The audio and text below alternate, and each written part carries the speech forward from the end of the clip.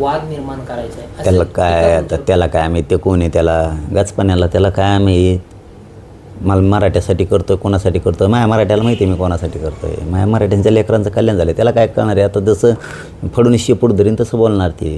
आता कुत्र्याचं शेपूट वाकडं असतं फडणवीसने धरलं असं ओढून लागलं भोकायला आता यांचे कामच असते ते आता आणि असल्याला काय किंमत द्यायची बाबा तुम्हाला मागचं मॅटर माहिती आहे का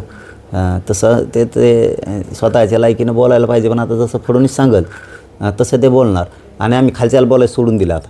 कारण ह्या बिचाऱ्याला काही बोलून उपयोग नाही यांना काय बोलून उपयोग नाही यांना बोलायचं नसतं हेच नंतर सांगतात बोलायचं नसतं आम्हाला पण आता वरून जसं सांगतात ना तसं बाबा तुम्ही आमच्यावर नाराज होऊ नका हेच सांगत आहेत नंतर त्यामुळे यांना बोलून उपयोग नाही याला दोषी सगळा फडणवीस फडणवीसला दम निघत नाही मराठा द्वेष उफाळून येतो आणि मराठा द्वेषापोटी तो हे कामं घडून आणतो त्यामुळे खालच्याला बोलून काही उपयोग नाही पण फडणवीसने हे कामं करू नये कारण एक राज्याचा प्रमुख आहे आणि प्रमुखानं ओबीसी मराठ्यात वादं लावायचे दंगली लावायच्या भांडणं लावायचे हे त्याच्यासाठी हिताचं नसणारे आणि आपला शब्द लिहून ठेवायचा मराठ्यांना फडणवीस हलक्यात घ्यायचं नाही